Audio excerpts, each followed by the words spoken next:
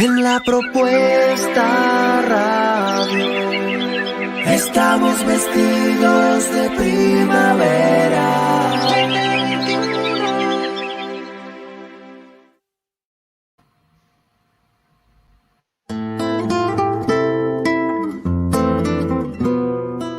Sin peros. Un momento de compartir, aprender y disfrutar. Espera lo inesperado con la licenciada Susana Rasinski.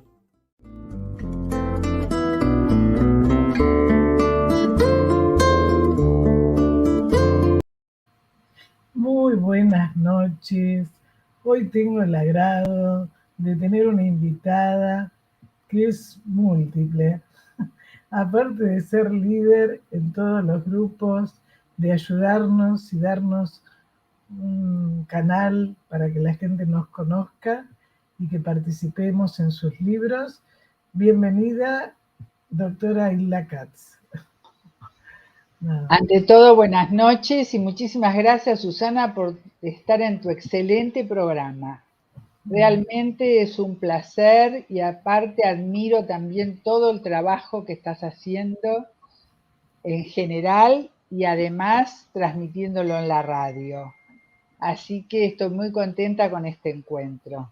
No, aparte Hilda ya es una amiga de la casa, pero bueno, vamos a tratar de que la gente que no te conozca, que no te conoce, te conozca, porque bueno, es inmensa la tarea que hace en la difusión del psicoanálisis, del trabajo nuestro, a través de sus libros, de las enormes publicaciones y de las pinturas, y también de directora de un film que tuvo premios, en fin.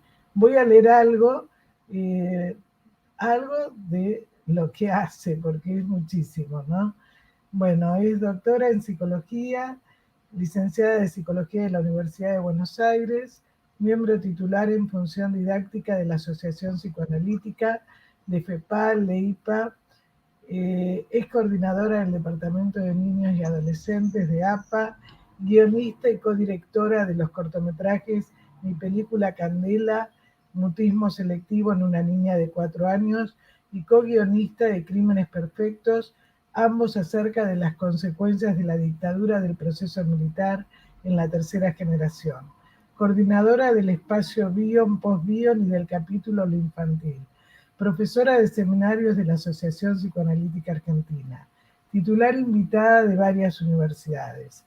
Libros, bueno, en toda esta pandemia tuve el gusto de que me invitara junto con más de 80 colegas del mundo y de nuestro país, donde fundamentalmente, aparte de mostrar cómo trabajamos la libertad que nos permitió ella, donde se ve el psicoanálisis contemporáneo.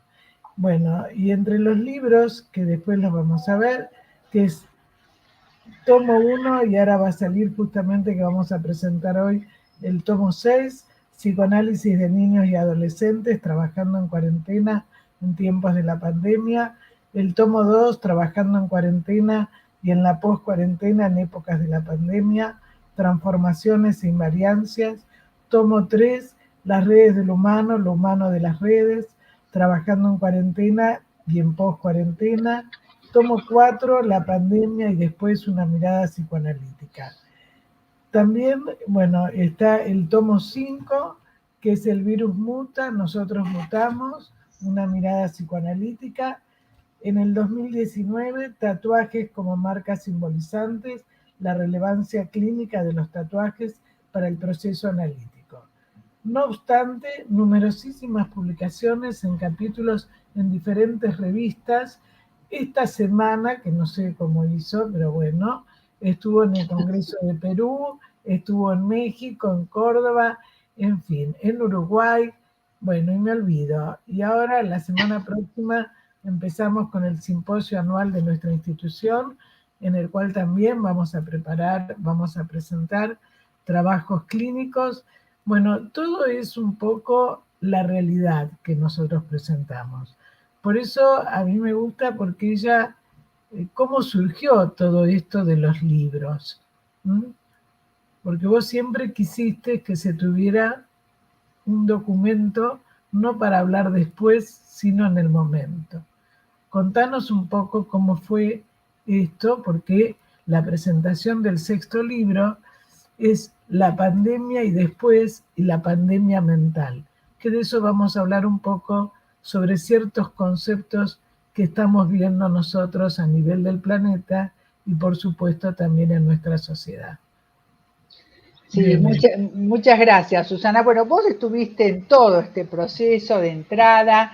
Yo estaba, digamos, en ese momento dirigiendo el departamento de niños, nos reunimos todos y dijimos, no se va a poder trabajar más con los niños, ¿cómo hacemos? Y digo, bueno, vamos a seguir trabajando, pero también es muy importante dejar testimonio de lo que estamos haciendo, ¿no? Es decir, de la creatividad que tuvimos que desplegar para poder seguir sosteniendo la mirada psicoanalítica que acompaña, digamos, a todos los libros que están acá y que amablemente presentaste y que vos me acompañaste en todos, desde el primer momento, donde parecía que no se iba a poder trabajar más, que cómo íbamos a hacer. Y yo dije, más que nunca en situaciones de catástrofe, hay que tratar de que la catástrofe sea un cambio catastrófico, o sea, como decía Bion, un cambio en el sentido de la evolución y del crecimiento mental.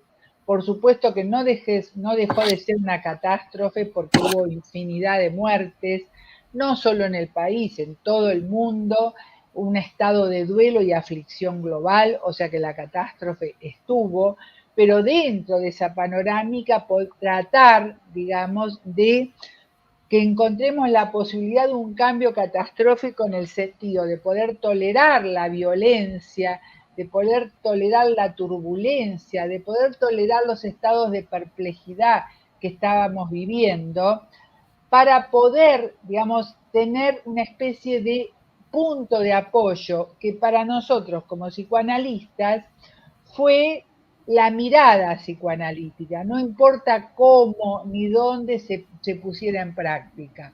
Poder construir paredes, como yo digo, paredes elásticas, flexibles, donde poder contener la tremenda, digamos, angustia que despertó todos los sucesos que estuvimos viviendo y que todavía seguimos viviendo, no, que era como un fondo, así como yo siento un ruido de fondo que me hace un poco difícil ahora hablar, la angustia también era un ruido de fondo. No sé bien exactamente de dónde viene en este momento. Tampoco sabíamos de dónde venía esa tremenda angustia que nos embargaba y que había que canalizarla. Muchos me dijeron, no, el psicoanálisis es el APREQ, el psicoanálisis era el APREQ, ahora el psicoanálisis es el APREQ y además nos demanda una presencia, todos nos pusimos en modo aprendiz para poder trabajar con online, para poder aprovechar todos los recursos mediáticos que hasta ese momento sabíamos que existían, a veces los usábamos, o los telefónicos, pero no con la preeminencia que lo usamos en pandemia, no con la fuerza que los usamos en pandemia, ¿no? Que nos permitió además acceder no solamente a territorios ignotos dentro del psiquismo, sino también en el mundo, porque nos pudimos conectar con colegas e incluso con pacientes de todo el mundo, situación que en otro momento no se hubiera podido producir. Y de todo eso, vos me acompañaste en esto desde el primer momento y dejamos testimonio de todo lo que estábamos haciendo, de cómo trabajar, de lo que podría transmitirse, digamos, de esas experiencias absolutamente inesperadas que nos sumían en la incertidumbre y justamente sostuvimos la duda, la falta de certezas y la incertidumbre como una forma de salvaguardar la salud mental, no solamente de los pacientes, sino también, nosotros. Claro, también de nosotros los analistas, porque somos pacientes también. No, y además que en las obras se muestra, ¿no es cierto?, qué pasaba en todo el planeta.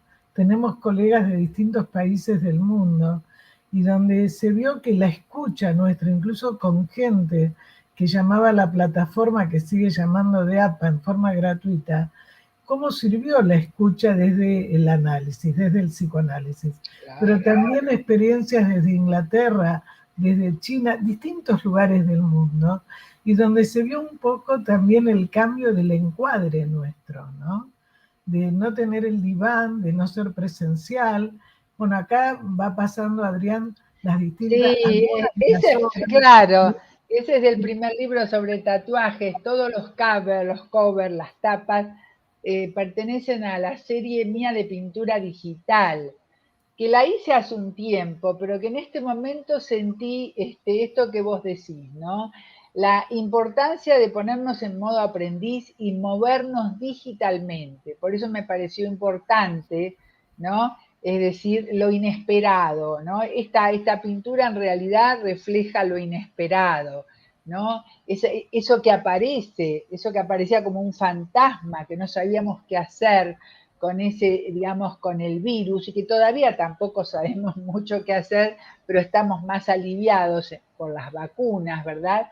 Pero me parece muy apropiado que la propuesta radio coloque esta pintura, ¿no? Que era eso que nos atenazaba. Y también esta otra es de la serie digital que representa a Freud, que fue, digamos, la invariancia, la mirada psicoanalítica que nos acompañó en todo el proceso, ¿no? Que de pronto nos dejaba la cabeza al descubierto, como en el dibujo que está acá Freud, y el sombrero está corrido, nos dejaba la cabeza al descubierto tratando de implementar la creatividad en todos los órdenes de la vida y la creatividad en nuestra forma también de escucha, ¿no? De la posibilidad de escuchar y de escuchar, digamos, con todo lo enorme que significó escuchar a través del Zoom o escuchar a través de las pantallas, todo el esfuerzo enorme, el esfuerzo psíquico que significó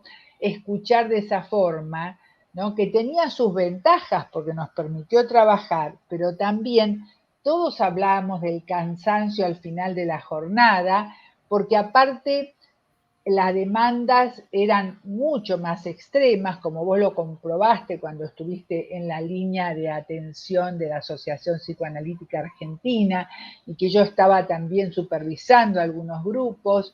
Es decir, las demandas eran de mucha urgencia y nos exigían muchísimo, ¿verdad? Y además, cuando la gente, y nosotros también, pero hay gente que te habla desde un teléfono que le prestan, desde una computadora, desde un café, todo esto, digamos que se vio la falta de intimidad, los cambios de la familia de pasar 24 horas juntos, y cómo, digamos, en familias que tenían ya cierta disfunción se agravó, bueno, y en otras que se pudieron acomodar mejor y poder conocer más a sus hijos y a los distintos miembros.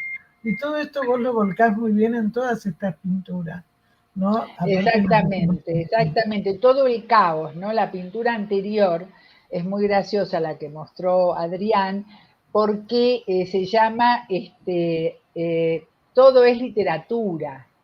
Porque debajo de este cuadro, que es muy grande, tiene 2,50 m por 1,50 m, que es técnica mixta, debajo hay todo escrito y arriba pintado. Entonces, por eso graciosamente se llama Todo es literatura. Pero realmente en ese caos, ¿no? Tuvimos que rescatar lo que estaba detrás, ¿no? Lo que estaba detrás, pasando primero por lo que vos decís, Susana, por ese estado de intimidación inicial que tuvimos, ¿no? De qué vamos a hacer o cómo vamos a entrar en la casa del otro o el otro va a entrar en nuestro ámbito, y pudimos crear espacios de intimidad, ¿no? De ese caos poder crear y rescatar espacios de intimidad posible, ya sea en distintos ámbitos, pero donde se mantenía la invariancia de la mirada psicoanalítica, ¿no? Y algo que vos dijiste es que es darse cuenta el terapeuta también y el paciente la creatividad, porque de repente estamos con un gato, un perro, un conejo, sí, en fin, y donde participan, ¿no? Entonces, o aparece un hermano o un familiar, hasta que, bueno, se va acomodando un poco, ¿no?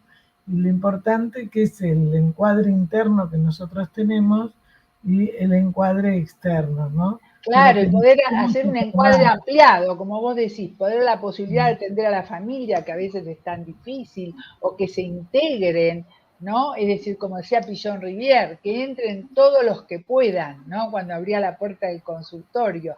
Partiendo de esa invariancia, acá está Freud con Marta, su esposa, ¿no? Y yo le puse una frase que dice Freud entre la esfinge, entre el Edipo, ¿no? Que está mirando hacia el pasado, y la gradiva, que está del otro lado, detrás de Marta, va narrando la vida, ¿no? Y yo creo que acá aparece la perspectiva de que desde esa invariancia y con la posibilidad también, ¿no?, de la inclusión en esa mirada psicoanalítica, de la mirada de la mujer que está detrás de Marta, ¿no?, y empieza a caminar, ¿no? Muestra su piececito tan valorado, porque ese piececito la lleva a caminar, a hacer un largo recorrido como se fue haciendo, por supuesto, en el lugar de la mujer a partir de esa época, ¿no? Es decir, porque empezaban todos los movimientos y los primeros movimientos feministas que llevaron a la posibilidad del sufragio, etcétera, etcétera, etcétera, ¿no? Pero justamente el poder sostener esa mirada que nos llevó a poder convocar, como muy bien dijiste, a más de 80 colegas del país y del exterior, porque primero empezamos nosotros con nuestro departamento de niños y adolescentes y después lo fuimos abriendo y lo fuimos extendiendo, ¿no? Y empezaron a sumarse terapeutas muy interesados, ¿no?, tanto del resto de Latinoamérica como Estados Unidos, de Europa, con lo cual empezó a ampliarse la visión de lo que era el psicoanálisis regional en las distintas regiones, cómo era instrumentado, ¿no? Se produjo un intercambio realmente muy enriquecedor para todos, que incluso ahora en el quinto libro, que es este, ¿no?, y en el sexto, ya empieza a aparecer el tema del cambio climático, por ejemplo, desde Europa, que nosotros tampoco lo teníamos tan presente, que no se puede desmentir más las consecuencias del cambio climático, ¿no? Y por supuesto, personalmente, y creo que a muchos de nosotros nos acompañó, digamos, Bion, que aparece acá en este dibujo a la carbonilla, que está dentro de los pioneros del psicoanálisis, ¿no? Y diciéndonos y hablándonos de qué. Hablándonos de que en toda época de catástrofes o no catástrofes, hay pensamientos en busca de un pensador.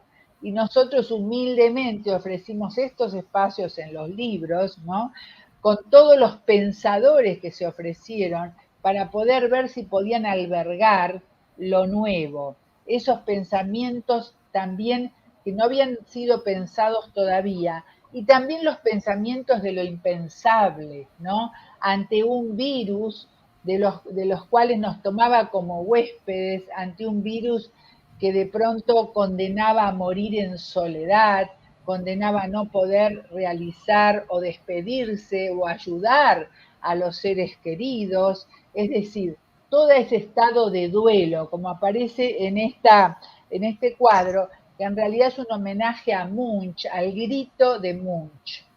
Y Munch tiene un cuadro similar, ¿no? Y yo creo que este cuadro yo lo relacioné, digamos, con la posibilidad de albergar el dolor del otro y el propio, ¿no? De poder hacer un lugar para el dolor psíquico. Claro, que es lo que en realidad los gobiernos no tuvieron en cuenta, ¿no? Se habló del virus, pero no del dolor psíquico. Entonces, en este momento, por eso el último libro que habla de la pandemia y después la pandemia mental, ¿no? Es decir, cómo de alguna manera ese dolor que vos lo proyectás tan bien en tus pinturas, ¿no? el abrazo, la tristeza, el dolor, que después lo vamos a ir desarrollando, pero que de alguna manera los que resolvieron sobre la pandemia no tuvieron en cuenta eso al comienzo, ¿no? Bueno, justamente este cuadro que pone tan atinado Adrián, este cuadro se llama La violencia incandescente de la indiferencia. Como decía Freud, lo contrario del amor no es el odio, sino la indiferencia, ¿no? Y la propuesta, este cuadro en su momento integró una exhibición que yo hice sobre la violencia de la incandescente de la indiferencia. Es una frase de Baudrillard, el filósofo, que fue una comunicación personal, digamos, ¿no? En un seminario que tuve la oportunidad de hacer con él. Y le puse ese título porque para no darle la espalda al dolor, ¿no? Para no darle la espalda a la tierra que estaba sangrando, en este caso representado por una figura femenina que está sangrando, ¿no? Para no dar la espalda a todos los abortos psíquicos que se estaban produciendo, enfermedad y también en las alegrías, ¿no? Es decir, por eso este cuadro es muy representativo de, digamos, de lo que estamos viviendo, de lo que vivimos y que esperemos que lo vayamos superando poco a poco, ¿no? Claro, fíjate que hace pocos días fue una desmentida del dolor de la gente que murió, más de 120.000 en nuestro país con las piedras, ¿no? Es decir, donde un acto político, y no para hacer política ni una bandera, sino el tener en cuenta al otro, ¿no? Que no pudo ver, que no pudimos ver. Nosotros tuvimos varios compañeros que murieron, en mi caso además familiares, y donde uno no pudo ver, Sí, la persona claro, lo simbolizó con una piedra, con algo, y que sí. después otro lo pise, lo saque, ¿no? Es decir, ese tema, como vos dijiste, me parece perfecto, ¿no? Esos abortos clandestinos y además perversos, donde se suprime el dolor y sabemos nosotros que al suprimirlo aparece de otra manera, ¿no? Con los Claro, estados de pánico, con las somatizaciones y con una serie de dolencias, ¿no? porque no hay capacidad para albergarlo. Acá, por ejemplo, en este cuadro, digamos, es un óleo, ¿no? Es de una serie, y me pareció muy adecuado que lo ponga Adrián en este momento, porque muestra el estado de perplejidad que vivimos todos, al menos desde mi perspectiva, que vivimos todos al principio, por supuesto, de la pandemia, ese estado de perplejidad, ese estado de espera que, digamos, me permitió a mí crear una palabra que se llama esperación, que está en el libro 3, el de las redes, ¿no? El poema Esperación está en este libro, donde justamente planteo ese estado entre la desesperación, la espera y la esperanza, ¿no? Como este cuadro, digamos, lo rebauticé justamente esperación, porque está mirando, podríamos decir, hacia el futuro, hay idea de futuro, hay idea de que no se cancele el futuro, pero en el mientras tanto hay ese estado de esperación, de sentirse medio desnudos ante todo esto que estamos viviendo y que estuvimos viviendo, que nos desconcertaba sin poder tener en ninguna certeza, es decir, me pareció que era la esperación como que es el poder mantenerse en el misterio y la duda, ¿no? Sin una búsqueda desesperada de negación, como el ejemplo que vos trajiste. Claro, porque además los confusos mensajes informativos y demás, donde la gente misma dijo, no quiero escuchar más informativos, no quiero saber más nada de la muerte, ¿no? Claro, Porque además claro. era muy confuso todo. Y eso produce, ¿no es cierto?, un caos, pero además la desesperación a que no se sabe a qué atenerse, ¿no? Entonces, cuando dan Exactamente. números que no se sabe de qué es la muestra estadística, a cómo. Y todo eso no se tiene en cuenta al otro. Por eso vos en esta pintura, ¿no es cierto?, está esperando, pero está en una actitud donde están los tres conceptos que vos dijiste, ¿no? Sí, sí, sí. Aparte, como medio, a medio vestir, ¿no? A medio prepararse para o salir corriendo, pero saber que hay que seguir esperando, ¿no? Ese estado de esperación, que es tan difícil aparte de tolerarlo y donde es tan importante las redes. Por eso está en el libro el tercero, que es el libro Las redes del humano, lo humano de las redes, ¿no? Es decir, la necesidad de crear redes de contención, de poder contenernos entre nosotros mismos para sostener esta tarea enorme, porque salió de la norma la tarea, salió de lo que considerábamos normal. Es enorme poder sostener esta tarea a través de las redes y justamente y lo humano de las redes. Y como en tu trabajo vos decís que esas redes no sean de, Una digamos, de, trampa o una posibilidad. claro, que sean una posibilidad de poder seguir, digamos, como tirando lazos, ¿no? Es decir, poder de alguna forma, como dice Graciela Frigerio, los oficios del lazo, ¿no? De poder seguir comunicándonos, seguir escuchándonos, Bueno, seguir sosteniendo lo humano. por eso vos hablás de la relación ambivalente, ¿no? Entre lo humano y la tecnología. O sea, Exactamente, sí. como Exactamente, como algo que de pronto puede ser una trampa, como vos decís en uno de tus trabajos, en el tercero, o puede ser una apertura, ¿no? Si uno la puede utilizar en ese sentido. Para eso estamos, ¿no? Para poder ir ayudando a sostener los distintos grupos, la forma de seguir sosteniendo el código de lo humano, de lo que es humanidad para cada uno, porque seguramente para cada uno es diferente, pero hay algo en que sí nos conectamos, que es en la necesidad de estar en comunicación con los otros. Mayor, menor, pero estar en comunicación entre nosotros, ¿no? Y yo creo que eso fue lo que con nuestros grupos, Susana, seguimos manteniendo y hasta este además, momento. cuando se nota que no están los grupos, la gente siente ese vacío, ¿no? El otro día Racia comentaba que estaban haciendo experiencias con los vecinos, ¿no? Donde de repente, porque la persona dice, ¿qué hago yo sola?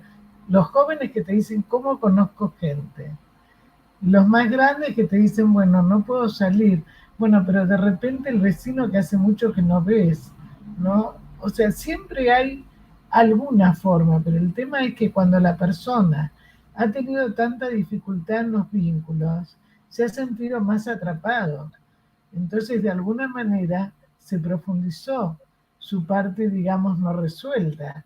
La persona que ha tenido otra posibilidad, pero de repente donde se encontró con problemas económicos, con problemas ecológicos, con problemas ambientales, como está pasando ahora en la Patagonia, que además de todo lo que está pasando, digamos, políticamente, el tema del clima, ¿no? O lo que pasó en China, o lo que pasó en la India, en diferentes lugares, y nosotros, no sé, se fue dando así con esa libertad que cada uno de nuestros colegas expuso diferentes temas abarcando esto, que antes parecía que el psicoanálisis era solo nada más que el consultorio, cuando en realidad todos estos temas también son abordados, ¿no? Porque ya Freud, en Malestar de la Cultura, en un montón de artículos, ¿no es cierto?, ya hablaba de todo esto, ¿no? Exactamente, por eso a lo largo de todos los libros, ¿no? Continuamos en esas búsquedas de escenarios posibles para nuestra tarea como psicoanalistas, ¿no?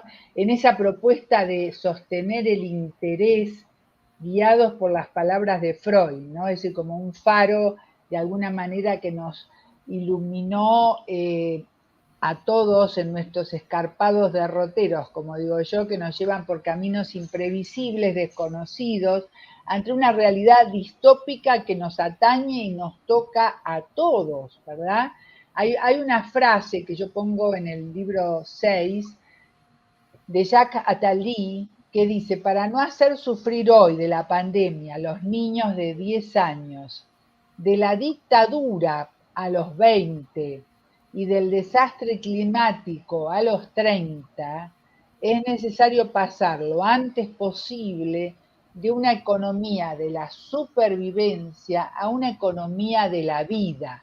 Y yo creo que nuestro trabajo se refirió a eso, ¿no?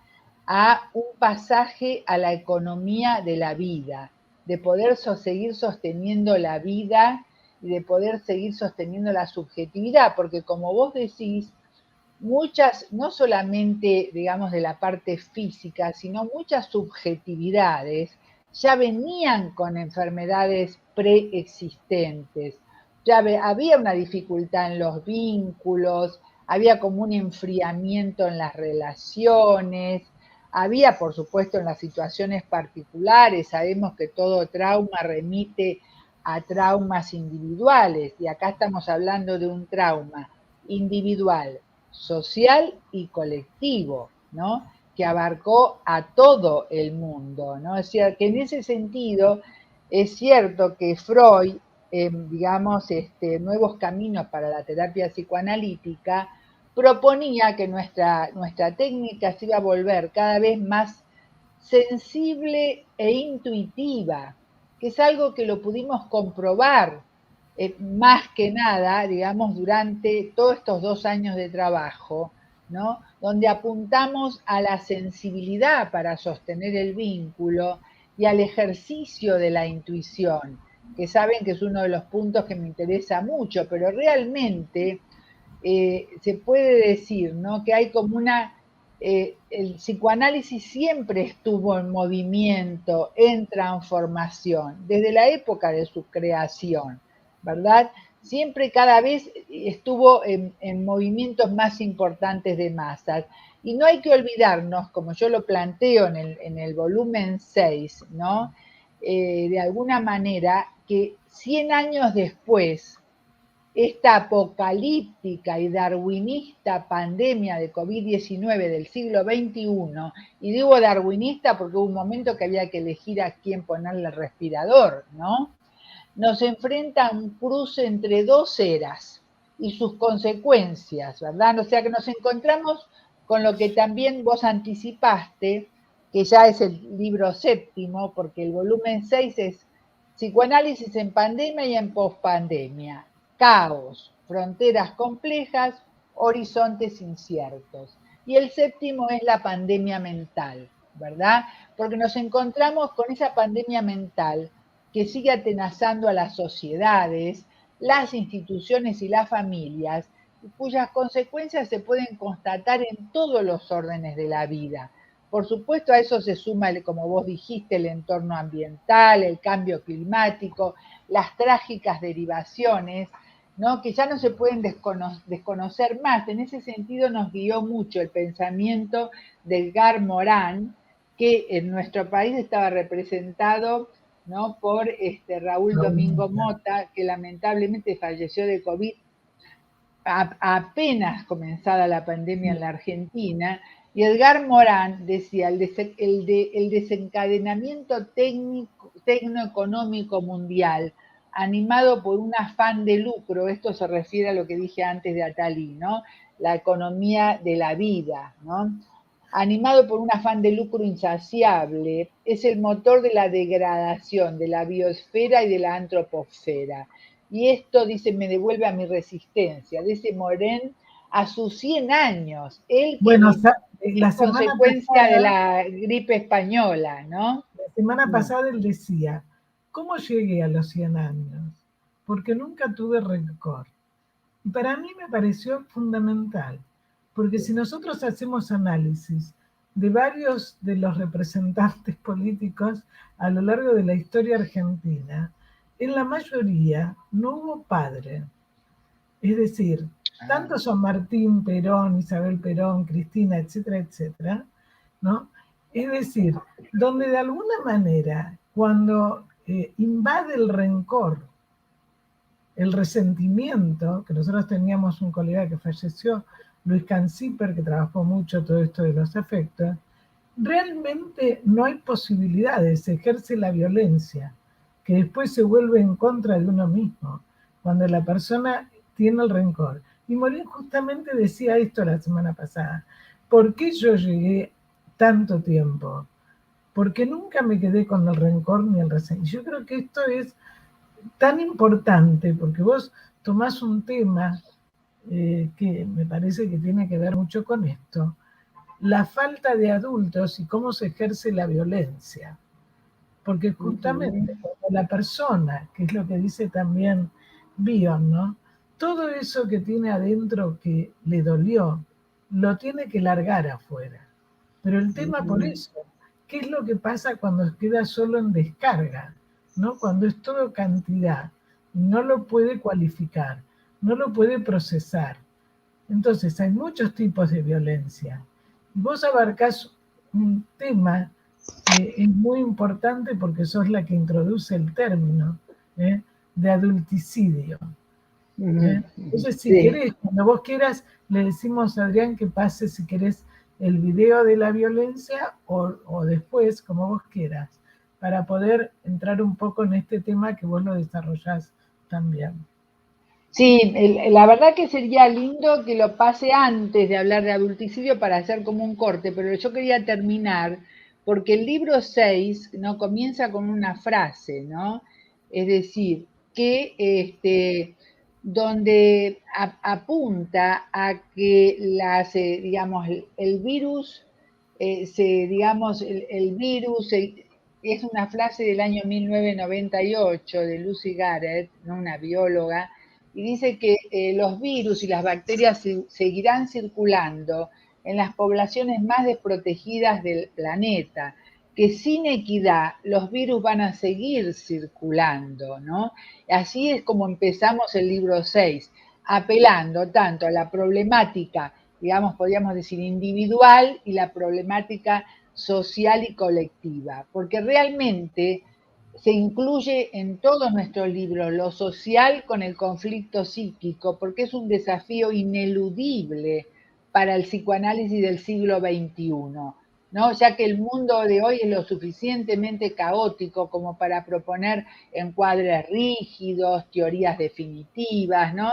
Es decir, está en constante transformación y migración. Es siempre un entre, ¿no? Y ahora estamos en un entre dos eras, pero realmente es importante construir vínculos para que mitiguen la desmesura de lo que estamos viviendo y la importancia de los grupos, de las redes, de construir ese espacio intermedio entre lo público y lo íntimo, ¿no? Es decir, por eso la multiplicidad de miradas que vemos en los libros, digamos, la importancia que no es lo mismo pensar e interpretar la humanidad de un sujeto centrándolo exclusivamente en el fuero interior de sus pulsiones e identificaciones, sino pensarlo inmerso en sus vínculos y acontecimientos imprevisibles. Y sobre todo, ¿no? Es decir, no dejar de considerar la sociedad en que vivimos, como vos apuntás, y por otro lado el sentido común, ¿no? ¿Para qué? Para lograr que haya un porvenir, ¿no? Si hay algo por venir, que haya un porvenir, más allá de todo el caos, las fronteras complejas, los horizontes inciertos, ¿no? Es decir, saber que la salida no será individual, sino colectiva, también es una realidad.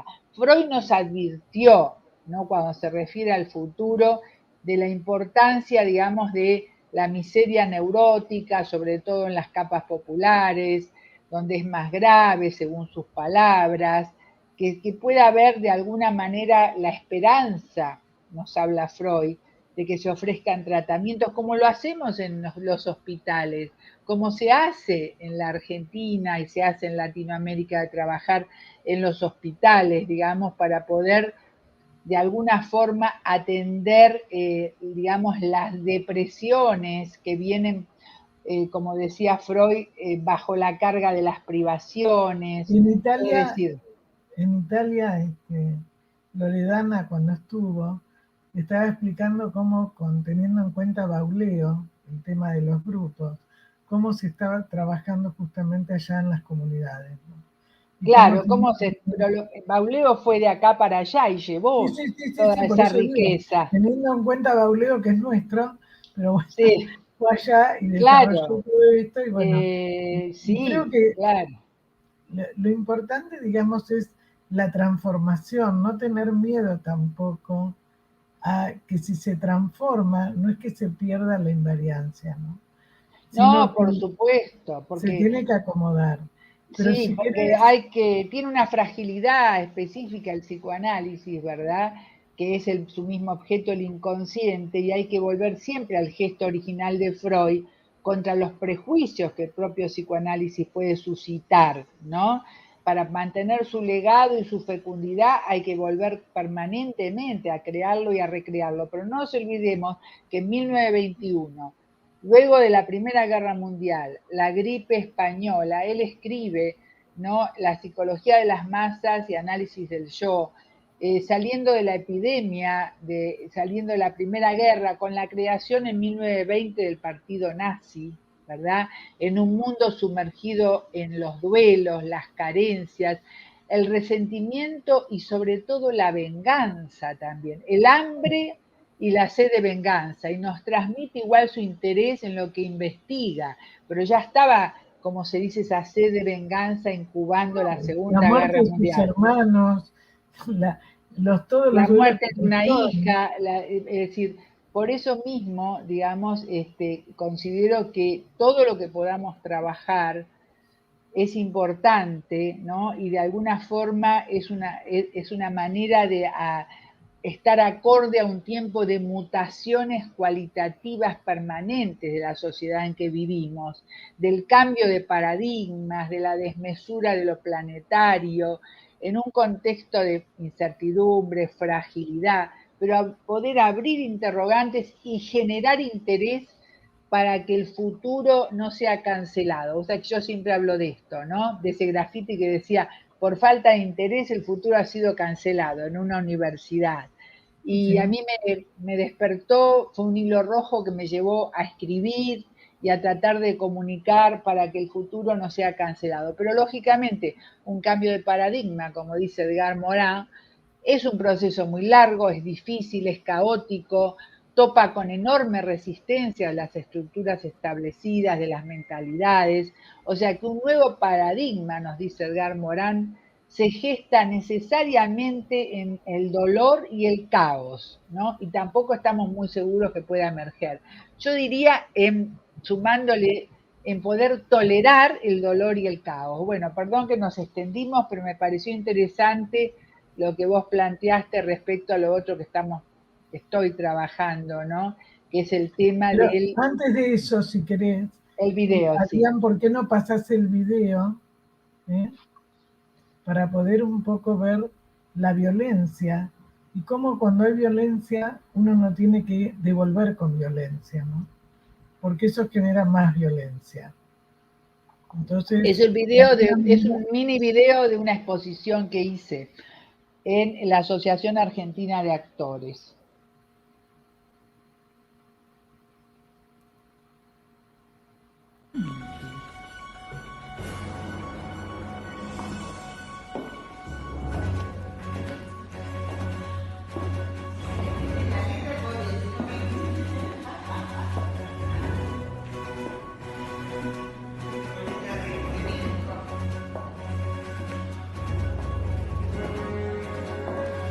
Es muy lindo lo que escriben después.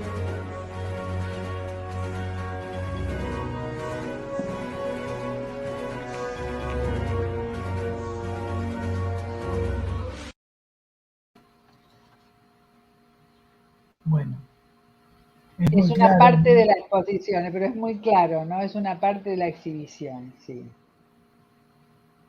Sí, ¿A todo vos te lo que... interesaba, Susana, esa parte, digamos, de las figuras dándose la espalda, ¿no? Sí, Para entrar al tema que sí, sí, sí, sí, mencionaste. sí, sí, sí, sí.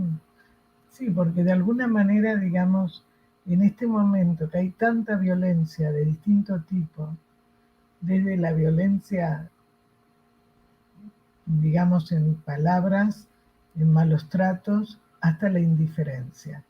Y una de las cosas que nosotros vemos permanentemente es la falta, digamos, de la mirada del otro por el otro, no desde uno. Entonces vos empezaste, se te ocurrió un término que por supuesto no es casualidad, ¿no? Que es un poco el adulticidio. ¿Qué sería para vos?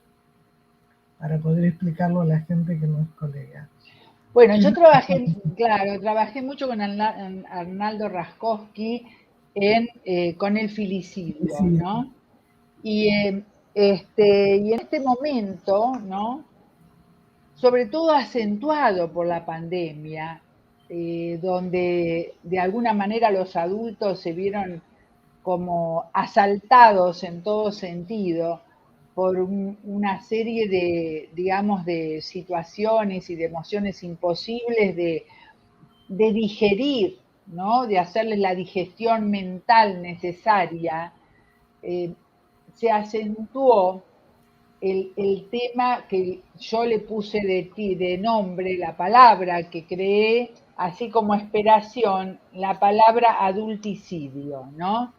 Es decir, porque consideré que es el filicidio que nos hablaba Raskowski, por las mutaciones cualitativas del presente, ¿no? Se consuma hoy, digamos, en lo que yo llamo adulticidio, ¿no? Tomo una frase de Luciana Cooperman, sí, de Luciana Cooperman, que dice: quizás el deber de escuchar y la cuestión de filiar nutran y sustenten el derecho a ser oído. Y yo he visto, por ejemplo, que los adultos, ya sea por distintas razones, o por cansancio, por agotamiento, no están de alguna forma tan dispuestos, no tienen el espacio mental para para afiliar a sus hijos, ¿no? Y para escucharlos. Vemos que escuchar es más que nada oír para dar una respuesta, pero no escuchar al otro, ¿no? Entonces a mí me llamó la atención y me fueron trayendo todos ejemplos donde nos encontramos con un padre, como un padre hijo, que está en el lugar de hijo, adolescente, extraviado, una función que nosotros llamamos tercera, débil, podemos decir una ley paterna, una función tercera, que dejó vacío ese lugar de quien encarna la ley de la palabra.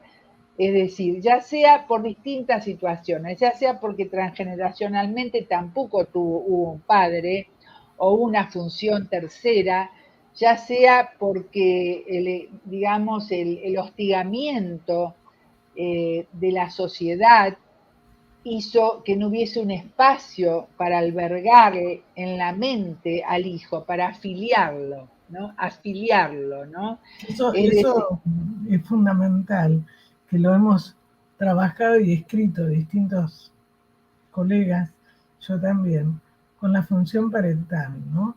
Porque no es solamente que esté presente, es cómo está dentro del inconsciente, qué es afiliar al hijo, qué significa tener un hijo, ¿no?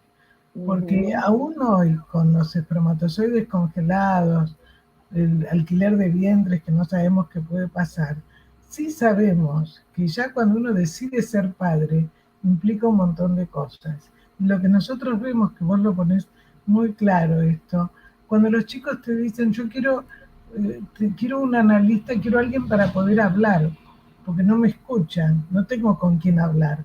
Mi mamá se pasa todo el día con el celular con el nuevo novio. Mi papá hoy le toca estar con nosotros, que uno lo ve cuando uno va a una confitería, a un restaurante, que está con el celular y los chicos están solos. Entonces, ¿qué pasa, digamos, con ese vacío que se siente? Que a lo mejor lo tuvieron los padres y no pudieron salir de eso que nosotros llamamos agujero negro. Pero de todas maneras, ¿qué es lo que pasa con esos chicos? Que cada vez se enferman más, cada vez hay más psicosis, cada vez hay más somatizaciones graves. Y Como el cáncer, suicidio. Y suicidio en chicos muy pequeños, ¿no? Es decir, ese déficit de las funciones parentales que perdieron su eficacia simbólica e instituyente para la sociedad.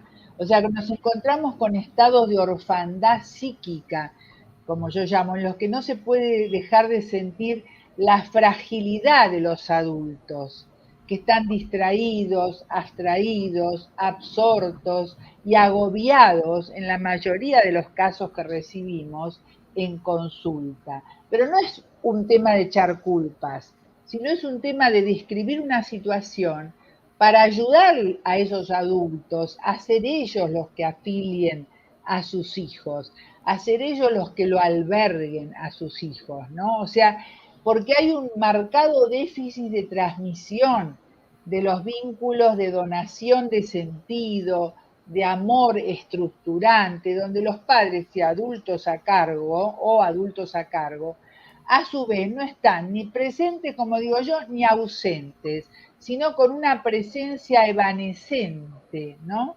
Es decir, la propuesta sería cómo poder sostener la mirada psicoanalítica para tratar de recuperar el registro subjetivo que cada uno tiene de lo humano, y lo humano no como algo muy especial, ¿no?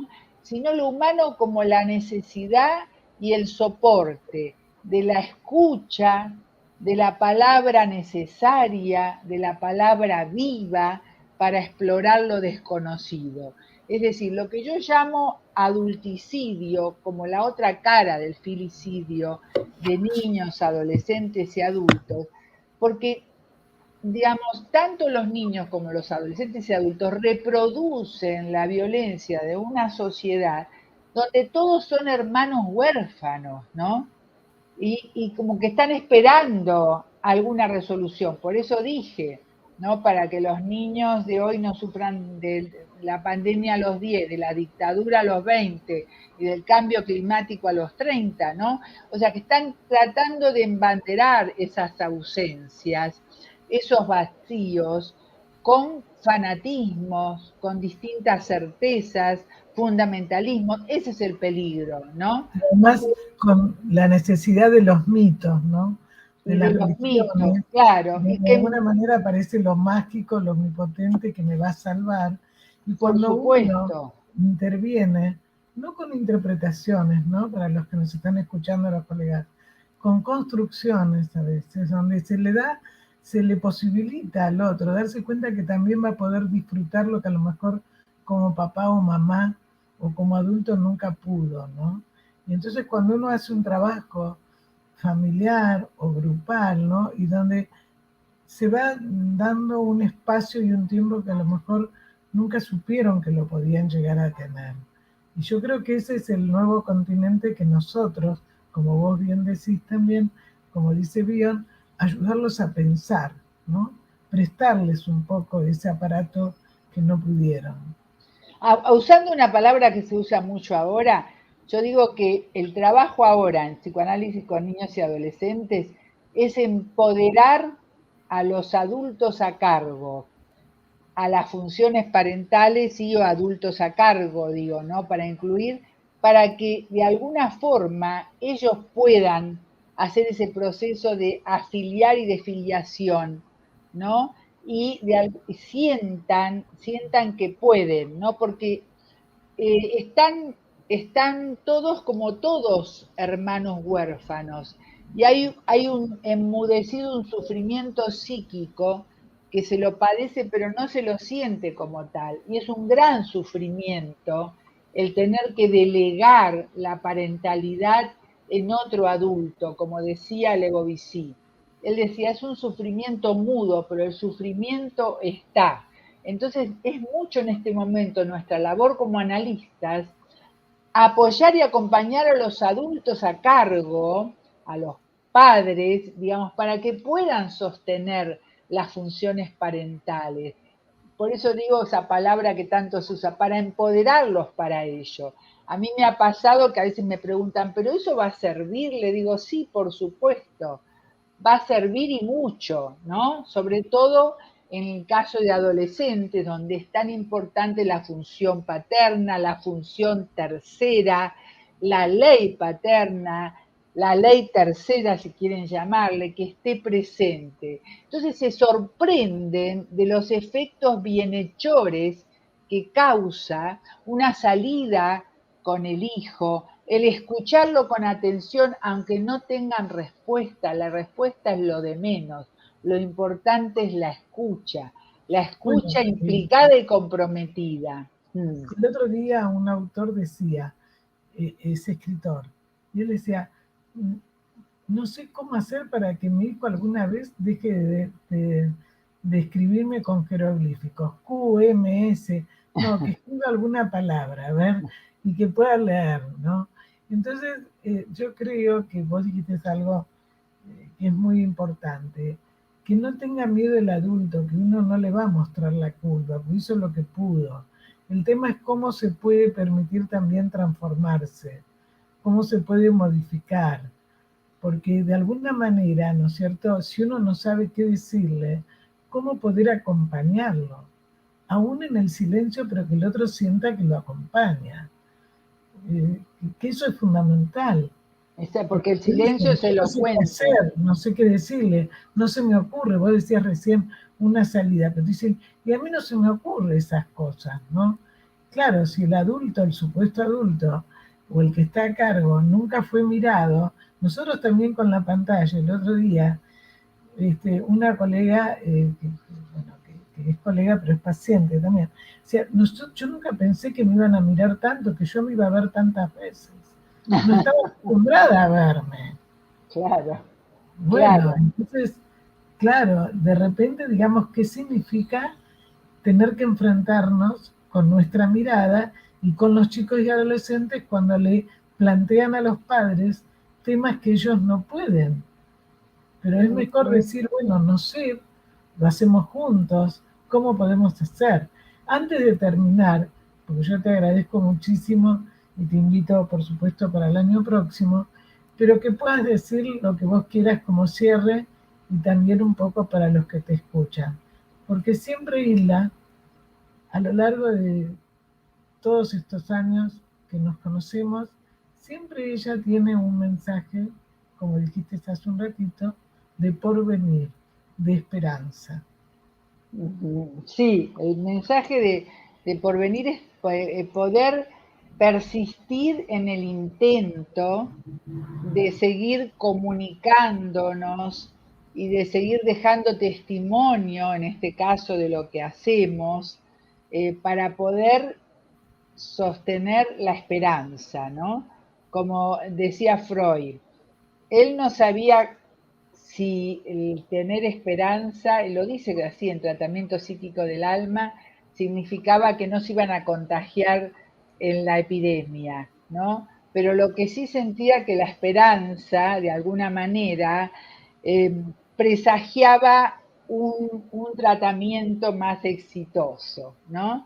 Y vuelvo a las palabras de Pichon Rivière, ¿no? Es decir, en épocas de catástrofes es importante generar proyectos colectivos para poder sostener la esperanza, y yo le agregaría en lo porvenir del porvenir, ¿verdad?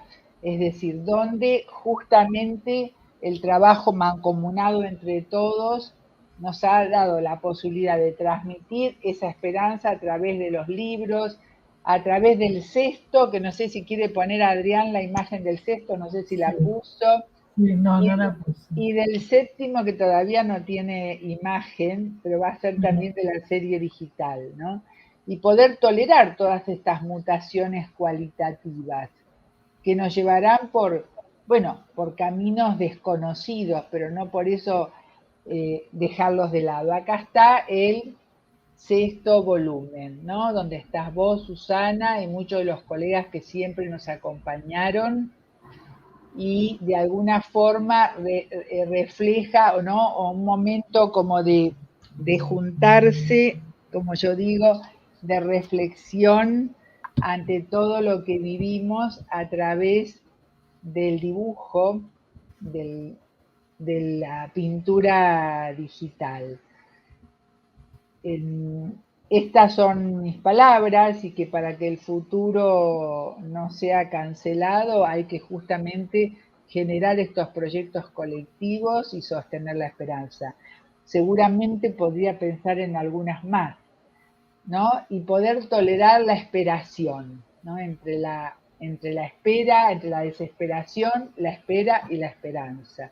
Bueno, acá están todas las tapas de los libros de la serie. Y ante todo, muchísimas gracias, Susana, porque tus programas realmente nos acompañaron mucho durante toda la pandemia, nos siguen acompañando, son muy enriquecedores para todos los que te escuchamos, para todos los invitados que traes, así que no quedan más que palabras de agradecimiento y que sigamos trabajando juntas. Sola no podría hacer nada sin ustedes y sin la audiencia y sin los protagonistas, porque esto lo hacemos, como vos dijiste, con los libros entre todos, entre la producción, que a veces, bueno, le doy mucho trabajo a Adrián, sí, pero, yo también.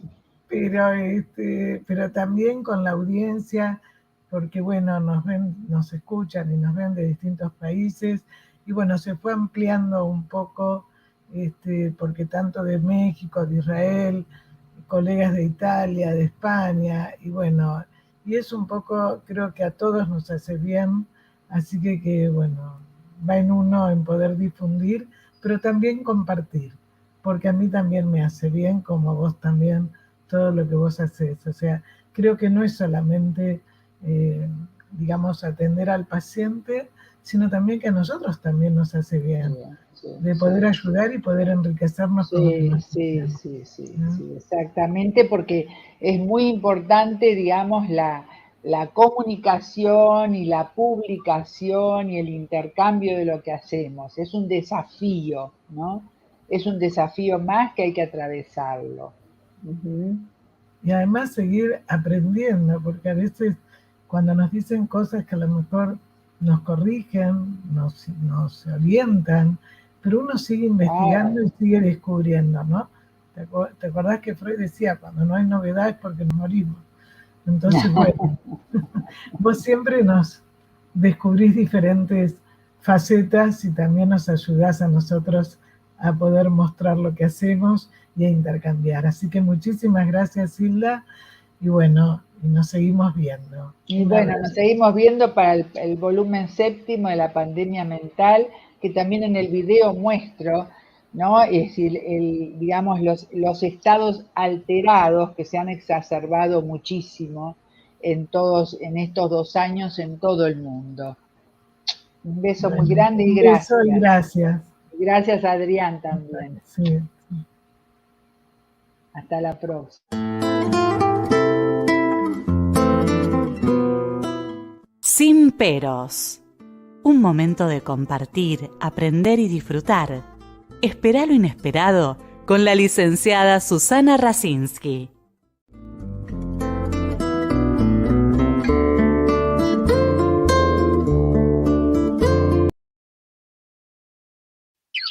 En la propuesta radio estamos vestidos de primavera.